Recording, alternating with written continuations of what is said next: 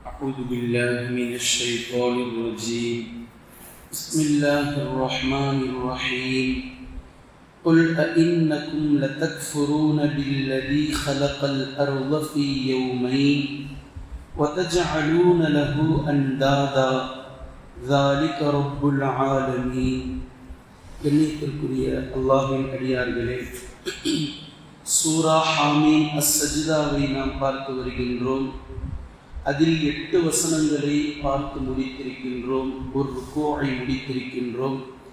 8 வசனங்களுக்கு பின்னால் 9வது வசனத்திலிருந்து 12ஆம் வசனம் வரை உள்ள 4 வசனங்களுடைய தர்ஜுமாவை நாம் பார்த்திருக்கிறோம்.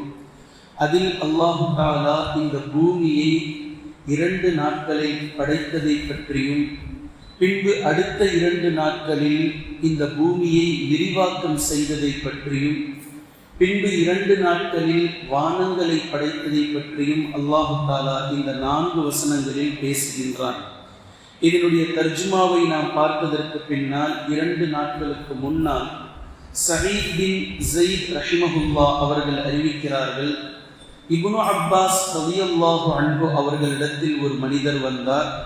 குர்ஆனில் எனக்கு 4 இடங்களில் சில வசனங்கள் ஒன்றுக்கு ஒன்று வேறுபாடு காட்டப்படுகின்றது என்பதை போன்று நான் உணர்கிறேன் என்று அந்த 4 இடங்களை இப்னு அப்பாஸ் ரலியல்லாஹு அன்ஹு அவர்களிடத்தில் சொல்லி கேள்விகளை கேட்டார்.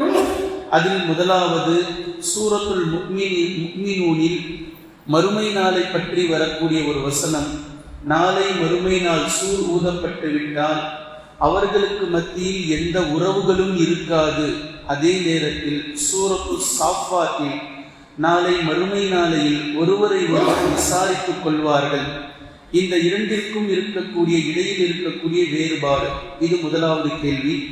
2வது கேள்வி, நாளை மறுமை நாளையில் அல்லாஹ்விடத்தில் எதையும் யாரும் மறைக்க முடியாது என்று வரக்கூடிய வசனம், இது சூரத்துல் நிசா. அதே நேரத்தில் சூரத்துல் அன்ஆமில் இணை வைப்பாளர்கள் நாம் இணை வைப்பதை விட்டுவிட்டு அல்லாஹ்விடத்தில் நன்மையை பெற்றுக்கொள்ளலாம் என்று உலகத்தில் இணை வைத்ததை மறைக்கும் விதமாக பேசுவார்கள். இவை 2ற்கும் இடையில் இருக்கக்கூடிய வித்தியாசம். அதே போன்று 3வது சில இடங்களில் வானம் முதலாவது படைக்கப்பட்டதாக குர்ஆன் பேசுகின்றது. வேறு சில இடங்களில் பூமி முதலாவது படைக்கப்பட்டதாக பேசுகின்றது. இதில் எது முதலில் படைக்கப்பட்டது? 4வது கேள்வி, அல்லாஹ் தஆலா கஃபூர் ரஹீம் வதூத் அசீஸ் ஹக்கீம் என்றெல்லாம் வருகின்றது. இந்த பண்புகளில் அல்லாஹ் தஆலா இருந்தான் என்று வருகின்றது. அப்படி என்றால் வருங்காலத்தை பற்றியும் நிகழ்காலத்தையும் அது குறிக்காதா என்று கேட்கப்பட்ட இந்த 4 கேள்விகளுக்கு இப்னு அப்பாஸ் ரலியல்லாஹு அன்ஹு அவர்கள் விளக்கமளிக்கிறார்கள். முதல் கேள்வி, சூரத்துல் முஃமினூனில் வரக்கூடிய அந்த சூர் என்பது முதலாவது சூர். அதாவது இந்த உலகம் 2 சூர்களை கொண்டு இருக்கின்றது. முதலாவது சூர் உலகத்தை அழிப்பதற்காக இஸ்ராஃபீல் அலைஹிஸ்ஸலாம் அவர்கள் ஊதக்கூடிய சூர். இந்த சூர் ஊதியதற்கு பின்னால் குறிப்பிட்ட சில வானவர்கள் மட்டும் உயிரோடு இருப்பார்கள். குறிப்பிட்ட சில வானவர்கள், இஸ்ராஃபீல் அலைஹிஸ்ஸலாம் அவர்கள் சூர் ஊதியதற்கு பின்பு அந்த வானவர்களும் ஒவ்வொரு நபர்களாக இறந்து போவார்கள். மலக்குல் மௌத் அலைஹிஸ்ஸலாம் அவர்களுக்கு பின்னால் அவர்களின் மூலமாக அந்த மலக்குல் மௌத் அலைஹிஸ்ஸலாம் அவர்களும் வஃபாத்தானதற்கு பின்னால் அல்லாஹ் தஆலா அந்த நேரத்தில் தான் சூளுரைப்பான், அனல் மலிக் அனல் ஜப்பார் ஐனல் முத்தகப்பிரூன், நான் தான் அரசன், நான் தான் அடக்கி ஆள்பவன், பெருமை பிடித்தவர்கள் எல்லாம் எங்கே? இந்த உலகத்தில் நிலையாக வாழ்வோம் என்று நினைத்துக் கொண்டிருந்தவர்கள் எல்லாம் எங்கே என்று அல்லாஹ் தஆலா சூளுரைப்பான். அதற்கு பதில் சொல்ல யாருமே இருக்க மாட்டார்கள். அந்த நேரத்தை பற்றித்தான் அல்லாஹ் தஆலா இந்த இடத்தில் பேசுகின்றான். அந்த நேரத்தில் அல்லாஹ் ஒருவனை தவிர, அல் ஹை அல் கய்யூம் என்ற அல்லாஹை தவிர வேறு யாருமே இருக்க மாட்டார்கள். அதுதான் ஒருவரை ஒருவர் பேசிக்கொள்ளவோ உறவு பாராட்டவோ யாரும் இருக்க மாட்டார்கள். பின்பு அதிலிருந்து எழுப்பப்படும் நபர்களில் முதலாம் நபராக இஸ்ராஃபீல் அலைஹிஸ்ஸலாம் அவர்கள் இருப்பார்கள். அவர்கள் அல்லாஹ்வினால் எழுப்பிவிடப்பட்டதற்கு பின்னால் 2ஆம் சூரை இஸ்ராஃபீல் அலைஹிஸ்ஸலாம் அவர்கள் ஊதுவார்கள். இந்த சூர் ஊதுதல் என்பது மறுமை நாள் அல்லாஹ்வின் பக்கம் மனிதர்களை எழுப்பி கொண்டு வர செய்யும். இந்த நேரத்தில் தான் ஒருவரை ஒருவர் அவர்கள் பேசிக்கொள்வார்கள். என்ன நடக்க போகுதுன்னு தெரியலையே, என்ன ஆக போகுதுன்னு தெரியலையே. அவரவர்கள் உலகத்தில் எதன் அடிப்படையில் வாழ்ந்தார்களோ அதன் அடிப்படையில் எழுப்பப்படுவார்கள். அவரவர்களுக்கு அந்த மறுமை நாள் ஒவ்வொரு மாதிரியாக தெரியும். அந்த அமளி துமளி என்பது அவரவர்களுக்கு ஏற்றவாறு அவர்கள் நினைத்துக் கொள்வார்கள். இந்த இடத்தை தான் அல்லாஹு தஆலா சூரத்து சாஃபாத்தில் பேசுகின்றான். எனவே அல்லாஹு தஆலா சூர் என்று பேசுவதை எது முதலாம் சூர் எது இரண்டாம் சூர் என்பதை தெளிவாக விளங்கினால் அங்கு எந்த பிரச்சனையும் இல்லை என்ற பதிலை கூறினார்கள். பின்பு இரண்டாவது கேள்வி, அல்லாஹ்விடத்தில் யாரும் எதையும் மறைக்க முடியாது என்று சூரத்துல் நிசா இதுதான் புதுநியதி. அல்லாஹை விட்டு மறைந்ததோ அல்லாஹுக்கு தெரியாததோ எந்த ஒன்றுமே கிடையாது. இதை அல்லாஹ் சூரத்துல் நிசாவில் பேசுகின்றான். சூரத்துல் அன்ஆமில் பேசக்கூடிய அந்த வசனம் இணை வைப்பாளர்கள் பற்றியது. அதாவது அல்லாஹு தஆலாவை எவர்கள் நல்ல வழியில் இங்கு வாழ்ந்து சிறு சிறு தவறுகள் அவர்களிடத்தில் இருந்ததோ அதை அல்லாஹு தஆலா மன்னித்து அவர்களுக்கு நன்மையை வழங்கி அவர்கள் சொர்க்கவாசிகளாக தகுதி படைத்தவர்களாக அல்லாஹு தஆலா அவர்களை மாற்றிக்கொண்டிருக்கக்கூடிய நேரத்தில் இணை வைத்தவர்கள் ஒருவருக்கொருவர் பேசிக்கொள்வார்கள். வாருங்கள் வாருங்கள், நாமும் அல்லாஹ்விடத்தில் செல்வோம். நாம் இணை வைத்ததை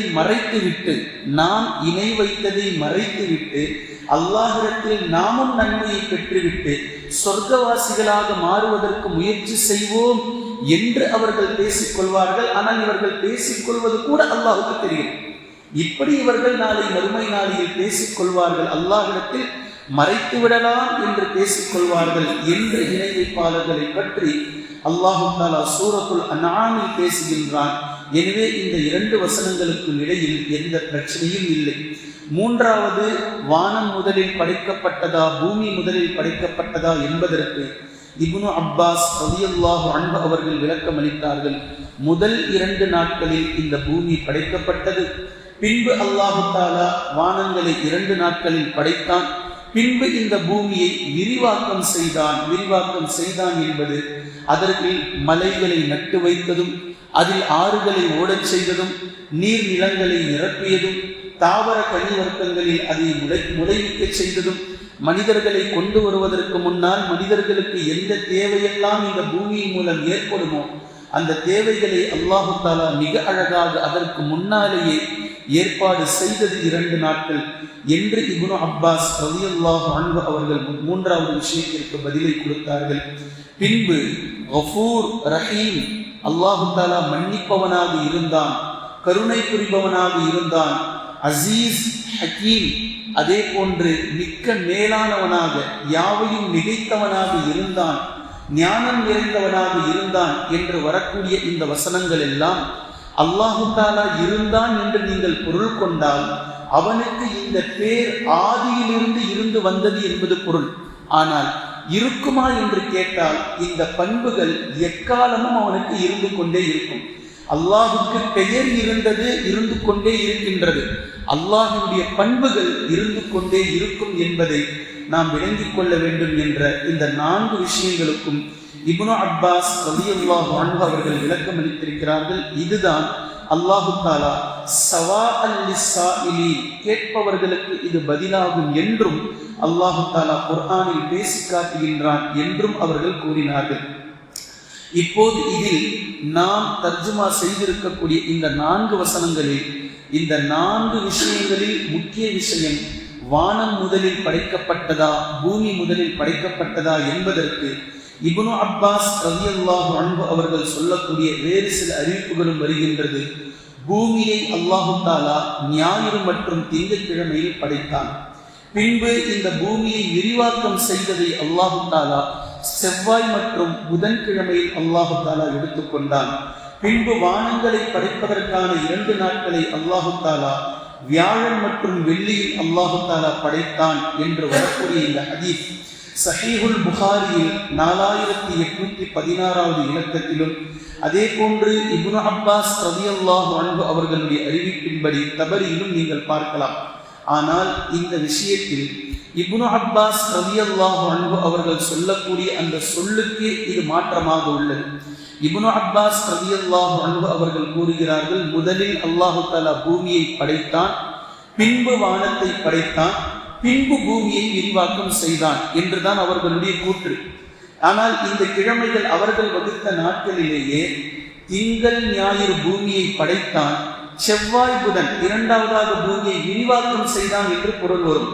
இப்போது மேலும் இருக்கக்கூடிய முஸ்லிமில் வரக்கூடிய ஒரு ஹதீஸ், அது 5379வது இலக்கத்தில் நீங்கள் காணலாம். அந்த ஹதீஸில் வருகின்றது, பூமியை அல்லாஹு தஆலா சனிக்கிழமை படைத்தான், மலைகளை அல்லாஹு தஆலா ஞாயிற்றுக்கிழமை படைத்தான், மரங்களை அல்லாஹு தஆலா திங்கட்கிழமை படைத்தான், துன்பங்களை அல்லாஹு தஆலா செவ்வாய்க்கிழமை படைத்தான், ஒளியை அல்லாஹு தஆலா புதன்கிழமை படைத்தான், உயிரினங்களை அல்லாஹு தஆலா வியாழக்கிழமை படைத்து பின்பு வெள்ளிக்கிழமை அசருக்கு பின்னால் இறுதியாக ஆதம் அலைஹிஸ்ஸலாம் அவர்களை படைத்தான் என்று வரக்கூடிய இந்த ஹதீஸை சஹீஹ் முஸ்லிமில் 5379வது இலக்கத்திலே நீங்கள் காணலாம்.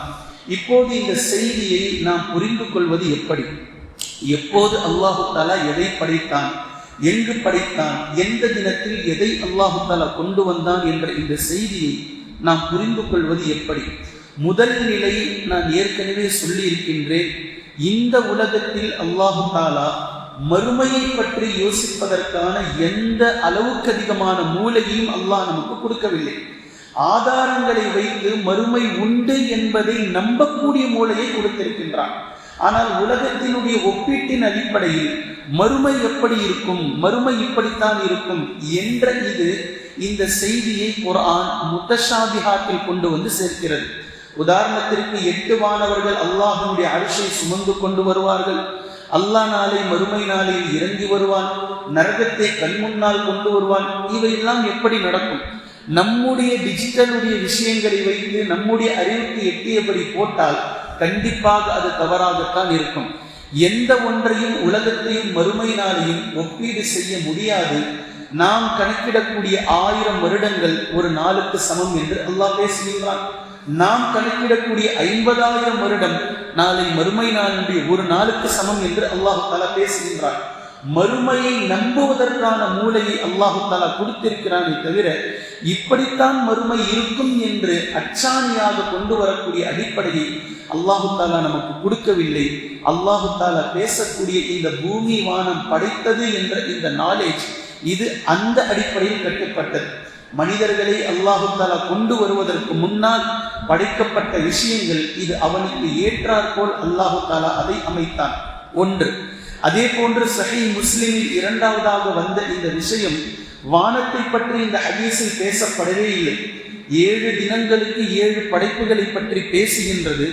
வானத்தை பற்றி இந்த ஹதீஸ் பேசவே இல்லை. இதற்கு நீங்கள் ஆழமாக கொஞ்சம் சென்றால் சமா என்ற வார்த்தை எந்த பொருளை எல்லாம் கொண்டு வரும் என்று இலக்கண ரீதியாக நீங்கள் எடுப்பீர்களே, ஆனால் சமா என்பது மிகப்பெரிய ஒரு கோட்டையை குறிக்கும், தலைக்கு மேலாக இருக்கக்கூடிய முகட்டை குறிக்கும், அதே போன்று மிக கடினமான ஒரு பொருளை குறிக்கும், கோள்களை குறிக்கும், ஒளிகளை குறிக்கும். இவை எல்லாமுமே சமா சமாவாத் என்ற வார்த்தைக்குள் வந்துவிடும். இந்த அடிப்படையில் அல்லாஹு தஆலா புதன்கிழமை ஒளியை படைத்தான் என்று அல்லாஹ்வின் தூதர் ஸல்லல்லாஹு அலைஹி வஸல்லம் அவர்கள் சொல்வதிலேயே வானம் கட்டுப்பட்டு விடும் அல்லது அல்லாஹு அலம் என்று அறிஞர்கள் அதை முடிக்கிறார்கள். இது இரண்டாவது. மூன்றாவது, அல்லாஹு தஆலா படைத்தான் என்று சொல்வதற்காக பயன்படுத்தி கொண்ட இந்த வார்த்தை யௌம் என்று பயன்படுத்துகின்றான். யௌமுன் யௌமைனி யௌம் என்று பயன்படுத்தக்கூடிய இந்த வார்த்தை குர்ஆனுடைய ஒட்டுமொத்த விஷயத்தையும் நீங்கள் இது சம்பந்தமாக படித்து பார்த்தால் ஃபீ சித்தத்தி ஐயாம் என்று அல்லாஹு தஆலா முடிப்பான். 6 நாட்களில் வானம் பூமி இந்த உலகத்தை படைப்பதற்கு அல்லாஹு தஆலா எடுத்துக்கொண்டான் என்று இந்த குர்ஆன் பேசும். இப்போது 2 வகையான கேள்விகள். அல்லாஹுக்கே இந்த பூமியை வானங்களை படைப்பதற்கு 6 நாட்கள் பிடித்ததா? அல்லாஹ் நினைச்சா படைச்சிருவானே, அவனுக்கு எதுக்கு 6 நாள் என்று கேள்வி எழலாம். அல்லது இவ்வளோ பெரிய விஷயத்தை படைக்க 6 நாள் தான் ஆச்சா, 6 நாட்களுக்குள்ள இவ்வளவும் அல்லாஹ் தஆலா படைச்சிட்டான் என்று நீங்கள் கேள்வி எழுப்பலாம். இந்த 2 கேள்விகளும் அல்லாஹ்வுடைய இலக்கணத்திற்கு தடையானது. அல்லாஹ்வினுடைய இலக்கணத்தில் கேள்வி கேட்க முடியாது என்பது முதல் நிலை. இதையும் உள்ளே சென்று நீங்கள் கேள்வி கேட்பீர்களே, ஆனால் யௌம் என்ற இந்த வார்த்தை முதலில் ஒரு தினத்தை குறிக்காது, ஒரு தினத்தையும் குறிக்கும். அதாவது ஒரே ஒரு நாளை குறிக்காது, ஒரு நாளையும் குறிக்கும். அப்படி என்றால் யௌம் என்ற ஒரு வார்த்தை 6 நிமிடங்களையும் குறிக்கும், 6 மில்லி செகண்ட், அதாவது 1 மில்லி செகண்டையும் குறிக்கும். 6 யௌம் என்ற இந்த வார்த்தை ஒரு நாளையும் குறிக்கும். யௌம் என்ற இதே வார்த்தை ஒரு வருடத்தையும் குறிக்கும், ஒரு மாதத்தையும் குறிக்கும், ஒரு வாரத்தையும் குறிக்கும், ஒரு குறிப்பிட்ட வருடத்தையும் குறிக்கும், ஒரு குறிப்பிட்ட யுகத்தையும் குறிக்கும், ஒரு காலகட்டத்தையும் குறிக்கும். இப்போது அல்லாஹ் தஆலா பயன்படுத்தக்கூடிய யௌம் என்ற வார்த்தை எவ்வளவு நாட்களை, எவ்வளவு காலகட்டங்களை அது குறிக்கின்றது என்று குர்ஆன் எங்கும் சொல்லவில்லை. அது அல்லாஹ் மிக அறிந்தவன். யௌம் என்ற இந்த வார்த்தையை அல்லாஹ் தஆலா 6 மில்லி செகண்ட் என்று பேசுகின்றான். ஃபீ சித்தத்தி ஐயாம் என்பது 6 மில்லி செகண்டில் அல்லாஹ் தஆலா படைத்தான், 6 மைக்ரோ செகண்டில் அல்லாஹ் தஆலா படைத்தான் என்று சொல்கின்றானா, அல்லது 6 யுகங்களை கொண்டு அல்லாஹ் தஆலா படைத்தான் என்று சொல்கின்றானா என்பதெல்லாம் அல்லாஹ் ஒருவனே மிக அறிந்தவன். இந்த யௌம் என்ற இந்த வார்த்தை எல்லாவற்றையும் பொருந்தி கொள்ளும் என்பதே இலக்கண ரீதியாக நம்மால் பொருள் கொள்ள முடிகின்றது. அல்லாஹ்வினுடைய குர்ஆனுடைய இந்த வசனங்கள் விரிவாக்கம் ஆழமாக கொண்டது. இதைத்தான் அல்லாஹ் தஆலா இந்த இடத்தில் 2 நாட்களில் பூமியை படைத்தான். பின்பு அல்லாஹ் தஆலா இந்த பூமியில் பரக்கத்தை செய்தான். அதை விரிவாக்கம் செய்வதற்காக மேலும் 2 நாட்களை எடுத்துக்கொண்டான். ஒட்டுமொத்தமாக சேர்ந்து ஃபீ அர்பஅத்தி ஐயாம் 4 நாட்கள் அவைகளுக்கு ஆனது. சவாஅல் லிஸ்ஸாயிலீன், கேள்வி கேட்பவர்களுக்கு இது பதிலாகும் என்று அல்லாஹ் தஆலா சொல்லிவிட்டு பின்பு சும்மஸ்தவா, வானங்களின் பக்கம் அல்லாஹ் தஆலா கவனம் செலுத்தினான். அது புகை மண்டலமாக இருந்தது. அவைகளை அல்லாஹ் தஆலா 2 நாட்களில் படைத்தான் என்று சொல்லிவிட்டு இங்கு முக்கிய விஷயத்தை அல்லாஹ் தஆலா பேசுகின்றான். அந்த முக்கிய விஷயம் என்னவென்றால், அல்லாஹ் ஏன் 2 நாட்களில் படைத்தான், அல்லாஹ் ஏன் 2 நாட்களை எடுத்துக்கொண்டான், அல்லாஹ் எந்த கிழமையில் எதை படைத்தான் என்று ஒரு மனிதர் ஆராய்ச்சி செய்து கொண்டிருப்பதல்ல இங்கு நோக்கம். இங்கு அல்லாஹ் தஆலா பேசுவது பூமியை 2 நாட்களில் படைத்தான், பின்பு விரிவாக்கம் 2 நாட்களில் எடுத்துக்கொண்டான், பின்பு மொத்தமாக 6 நாட்களில் அல்லாஹ் தஆலா உலகத்தை படைத்தான். ஒரு அறிவாளித்தனம் என்பது அல்லாஹ் ஏன் 6 நாட்களில் படைத்தான், அல்லாஹ் ஏன் 2 நாட்களை எடுத்துக்கொண்டான், எந்த கிழமையில் அல்லாஹ் தஆலா எதை படைத்தான் என்று நீங்கள் விவாதம் செய்வதற்காக நான் இதை சொல்லவில்லை. மாற்றமாக இங்கு சொல்லப்படக்கூடிய நோக்கத்தை அல்லாஹ் தஆலா பேசுகின்றான். ஃபகால லஹா, அல்லாஹ் தஆலா அதை 6 நாளில் படைத்தானோ, 6 நிமிடத்தில் படைத்தானோ, 6 மாதங்களில் படைத்தானோ, 6 யுகங்களில் படைத்தானோ, மேட்டர் அது இல்லை. ஃபகால லஹா வலில் அர்தி தியா, இந்த வானம் பூமி 2ஐயும் நாம் சொன்னோம்.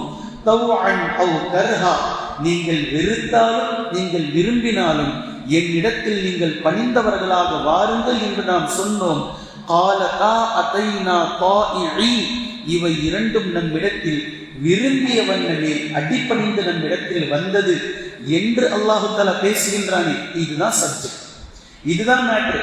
இவை எல்லாம் இவ்வளவு பிரம்மாண்டமாக படைத்து நான் உங்களை இந்த பூமியில் அனுப்பி வைத்திருக்கின்றேன், நீங்கள் எனக்கு அடிபணிவதற்காகவே தவிர வேறு எதற்காகவும் இல்லை. இந்த வானம் பூமி இவ்வளவு பிரம்மாண்டமே என்னிடத்தில் விரும்பிய விதமாக அடிபணிந்து விட்டது. ஆனால் நீங்கள் மூர்க்கத்தனமாக திமிரிக் கொண்டிருக்கிறீர்கள் என்னுடைய விஷயத்திலிருந்து என்று புரிய வைப்பதுதான் குர்ஆனுடைய சப்ஜெக்டே தவிர இதை அல்லாஹ் தஆலா எத்தனை நாட்களில் படைத்தான் என்ற நாலேஜ் அல்லாஹ் ஒருவனுக்கே உரியது. அது அல்லாஹ்வை சார்ந்தது. இது முத்தஷாபிஹாத்தில் கட்டுப்பட்டது என்பதை இந்த இடங்களில் நாம் விளங்கிக் கொண்டால் குர்ஆனுடைய எந்த வசனங்களிலும் எந்த இடங்களிலும் வித்தியாசத்தையோ முரண்பாட்டையோ நாம் காண மாட்டோம். அல்லாஹ் மிக அறிந்தவன். அடுத்தடுத்த விஷயத்தில் அல்லாஹ் தஆலா இதை எப்படி பேசுகின்றான் என்பதை இன்ஷா அல்லாஹ் தொடர்ந்து நாம் காணலாம். குர்ஆனையும் ஹதீஸையும் தெளிவாக விளங்கக்கூடிய நன்மக்களாகவும் அதை நடைமுறைப்படுத்தக்கூடிய மக்களாகவும் அல்லாஹ்